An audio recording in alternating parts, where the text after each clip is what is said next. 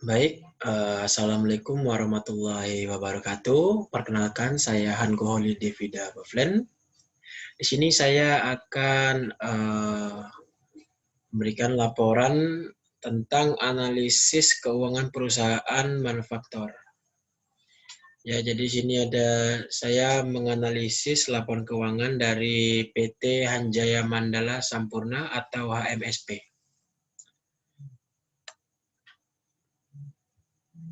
Jadi yang pertama itu ada gambaran umum perusahaan. Jadi Hanjaya Mandala Sampurna ini atau dikenal dengan nama HM Sampurna Tbk atau HMSP didirikan tanggal 27 Maret 1905 dan memulai kegiatan usaha komersialnya pada tahun 1913 di Surabaya sebagai industri rumah tangga. Kantor pusat HMSP berlokasi di Jalan Rungkut Industri Raya nomor 18 Surabaya.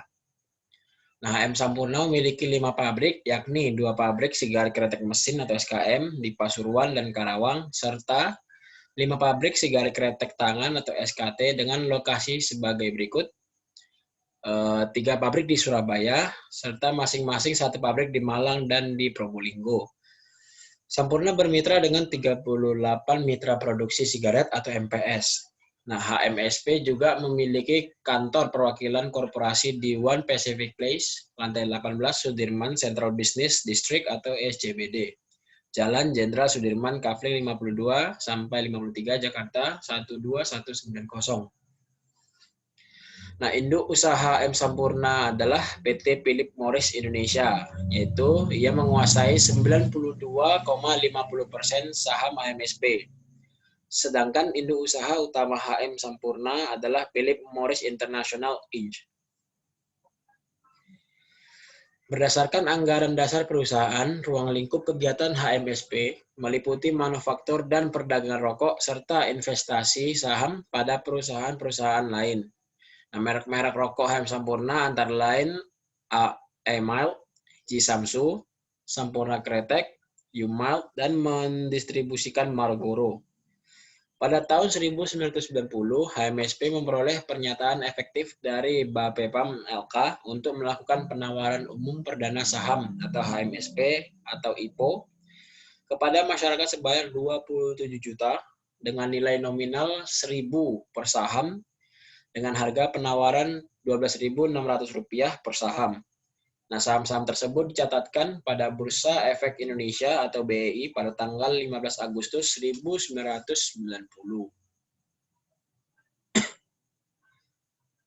Nah, ini dia sejarah pencatatan sahamnya. Jadi jenis pencatatannya ada saham perdana yang Rp12.600, yaitu sahamnya 27 juta. Tanggal pencatatan tanggal 15 Agustus 1990. Lalu pencatatan sebagian saham pendiri atau partial listing, itu sahamnya 18 juta dan tanggal pencatatannya yaitu 15 Agustus 1990. Nah, lalu ada pencatatan saham pendiri atau company listing, yaitu sahamnya senilai 135 juta.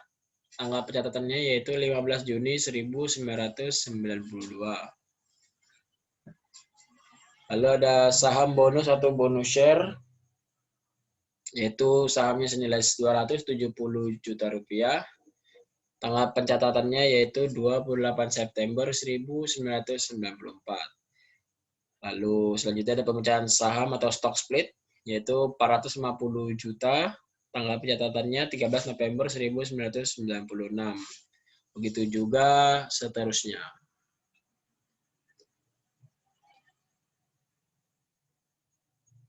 Oke, lanjut. Nah, di sini ada Dewan Komisaris dan Direksinya, yaitu nama John Gledhill, yang selaku jabatan Presiden Komisaris, lalu Wayan Martasana Tantra, yaitu Wakil Presiden Komisaris, Niken Kristiawan Rahmat, yaitu Komisaris, Goh Kok Ho, atau Komisaris Independen, lalu Raden Bagus Permana Agung Drajatun, yaitu Komisaris Independen, lalu Mindaugas Trumpaitis, yaitu Presiden Direktur, Michael Sandriter, yaitu Direktur, Andre Dahan, Direktur, Lalu Michael Scherer Director, lalu Troy J. Modlin yaitu Director, Mimi Kurniawan Director, Ivan Cahyadi Director, Yos Adikuna Ginting selaku Director Independen.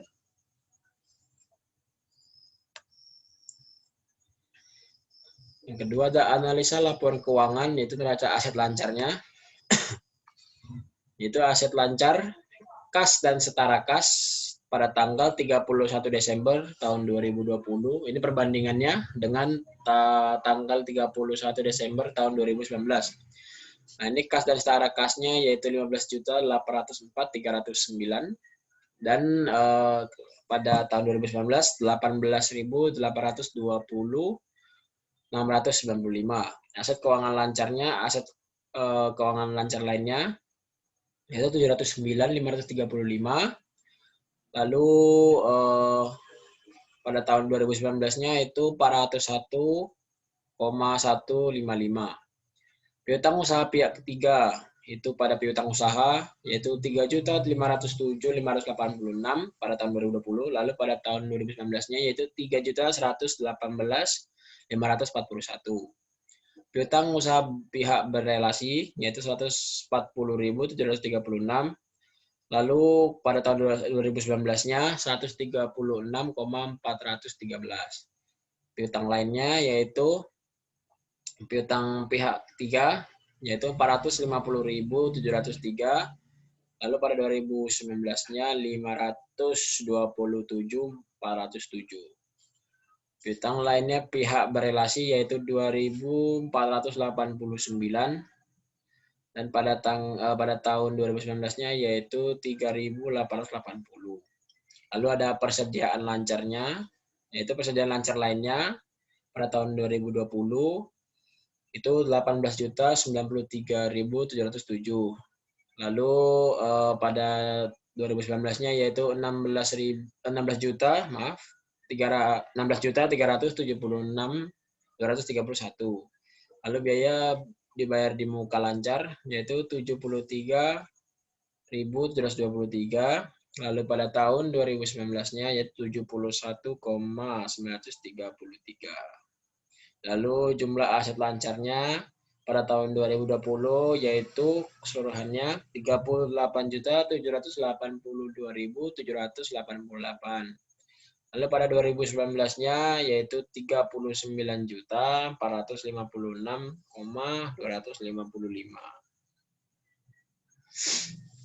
Oke, kita lanjut. Nilai persediaan bahan baku, barang dalam proses dan barang jadi. Nah, barang jadinya pada tahun 2020 yaitu 5.570.134. Lalu pada 2019 ya ini maaf. Ini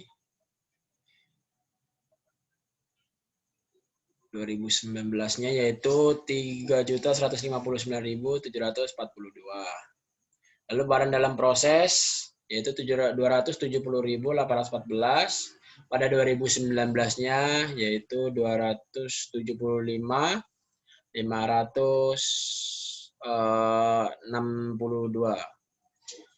Lalu bahan bakunya pada tahun 2020 yaitu 7.536,897. Lalu pada 2019-nya yaitu 8.555.706 perak.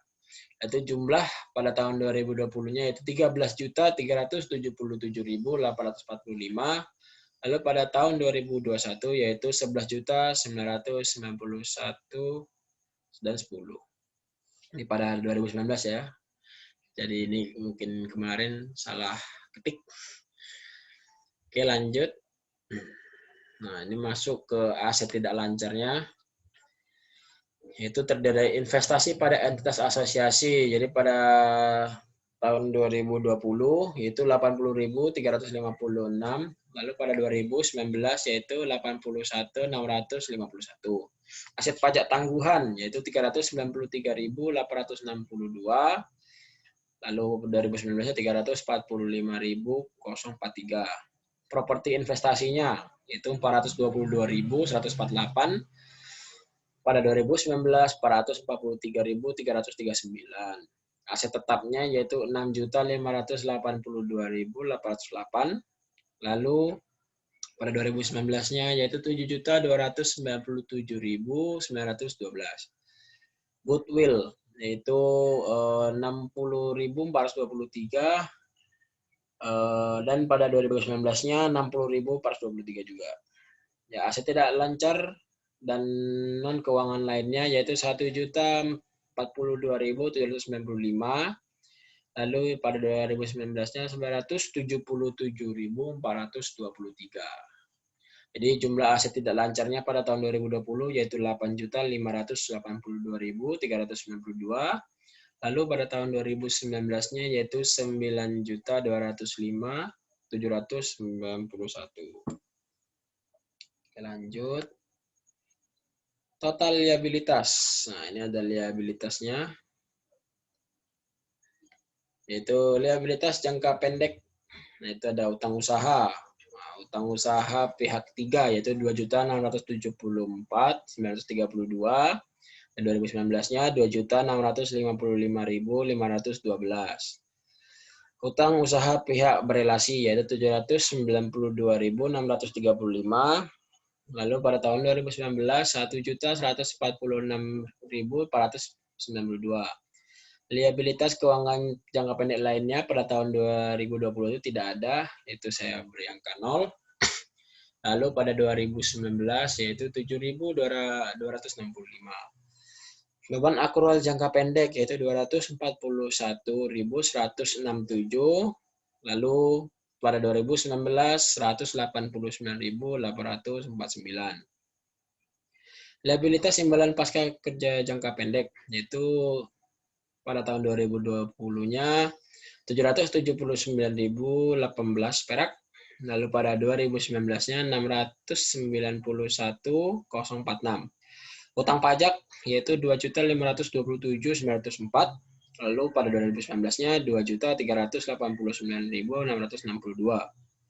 Nah, utang cukai 9.547.748.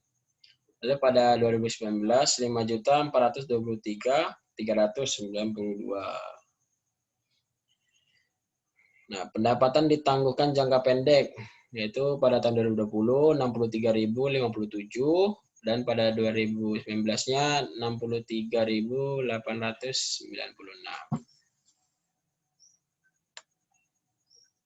Liabilitas jangka panjang yang jatuh tempo dalam 1 tahun, yaitu liabilitas jangka panjang jatuh tempo dalam 1 tahun atas liabilitas sewa pembiayaan itu 117.373 dan pada 2019-nya 160.562. Jumlah liabilitas jangka pendeknya yaitu 16.743.834. Lalu 2019-nya 12.727.676. Liabilitas jangka panjang yaitu liabilitas pajak tangguhan pada 2020 yakni 537. Lalu pada 2019 itu tidak ada. Lalu liabilitas jangka panjang setelah dikurangi bagian yang jatuh tempo dalam 1 tahun. Jadi ada liabilitas jangka panjang atas liabilitas sewa pembiayaan. Yaitu pada tahun 2020 itu 194.117 dan pada 2019-nya 256.648. Pendapatan ditangguhkan jangka panjang yaitu ada pada tahun 2020-nya yaitu 53.940, lalu 2019-nya 109.268. Kewajiban imbalan pasca kerja jangka panjang yaitu 2.440.176. Lalu 2019-nya 2.129.454. Jumlah liabilitas jangka panjangnya yaitu 2.688.770. Lalu pada tahun 2019-nya yaitu 2.495.400. Jadi di sini jumlah liabilitasnya pada tahun 2020 jadi keseluruhannya yaitu 19.432.604. Lalu tahun 2019-nya yaitu 15.223.76 perak. Lalu selanjutnya ini ada total ekuitas. Nah, ini ekuitas yang didistribusikan kepada pemilik entitas induk, yaitu ada saham biasa, tambahan modal disetor, dan komponen ekuitas lainnya. Yang saham biasa itu pada tahun 2020 yakni 465.272 dan pada tahun 2019 ya, ini bukan 2021, maaf. Ini 2019. Jadi pada tahun 2019-nya 465.272. Tambahan modal disetor. Nah, ini ada 20.586.373. Lalu ada pada tahun 2019-nya 20.568.076. Komponen ekuitas lainnya ini ada 616.164, lalu Desembernya 2019-nya 616.418. Saldo laba atau akumulasi kerugiannya yaitu ada saldo laba yang telah ditentukan penggunaannya, saldo laba yang belum tentukan penggunaannya, dan jumlah ekuitas yang diatribusikan kepada pemilik entitas induk. Jadi keseluruhan jumlah ekuitas ini pada tahun 2020 yaitu 30.241.426 dan pada tahun 2019-nya yaitu 35.679.730. Laba rugi, ini ada nilai penjualannya. Jadi beban penjualan pada tahun 2020 yaitu 6.258.339. Dan lalu pada tahun 2019-nya yaitu 6.621.032. Nah, ini adalah laba rugi perusahaan setelah pajak, ini banyak ya. Nah, ini ada laporan laba rugi dan penghasilan komprehensif lainnya. Itu ada pada tanggal 31 Desember juga. Jadi ini semuanya itu 31 Desember tahun 2020 dan tahun 2019.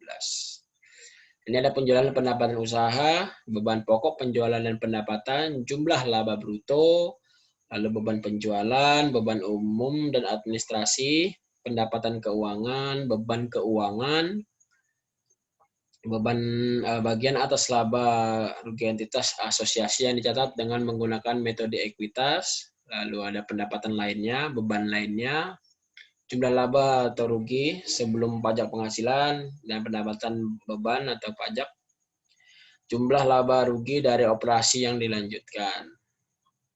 Lalu ada jumlah laba ruginya. Nah, ini jumlah ada minusnya juga ya. Ini yang minus ini juga ada beban pokok penjualan pendapatannya itu pada tahun 2020 itu minus 73.653.975. Lalu itu pada 2019-nya 79.932.195. Lalu beban penjualannya itu juga minus 6.258.339 dan 2019-nya minus 6.621.032. Nah, beban umum dan administrasinya yaitu minus 2.110.740, lalu minus 2.424.852. Beban keuangannya yaitu minus 49.983, lalu pada tahun 2019-nya yaitu minus 53.454. Beban lainnya juga itu ada minus 44.199 dan minus 74.773. Pendapatan atau beban pajak yaitu minus 2.580.088 perak, lalu pada 2019-nya itu minus 4.537.910. Itu lalu ada pendapatan komprehensif lainnya setelah pajak. Itu ada pendapatan komprehensif lainnya yang tidak akan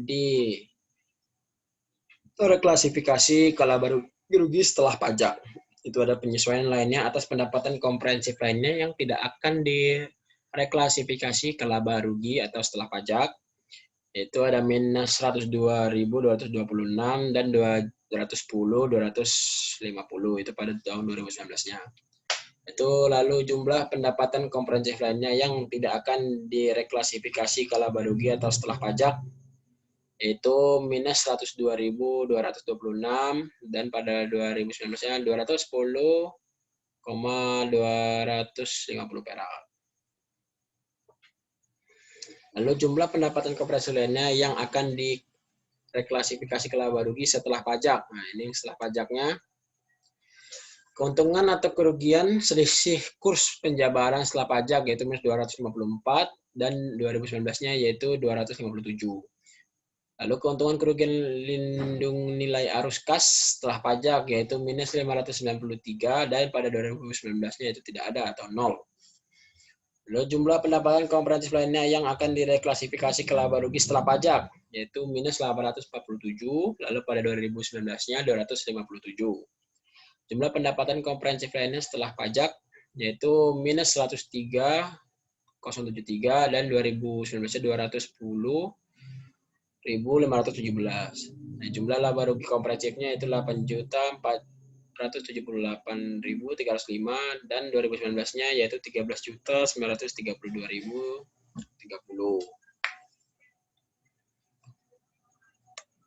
Lalu ada harga pokok penjualan. Nah, ini harga pokok penjualannya pada tahun 2020, beban pokok penjualannya yaitu 73.653.975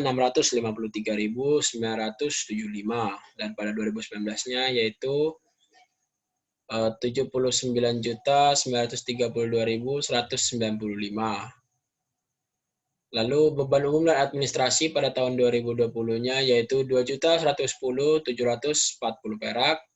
Dan pada tahun 2019 yaitu 2.424.862. Nah, ini ada jumlahnya pada tahun 2020 yaitu 75.764.715 perak.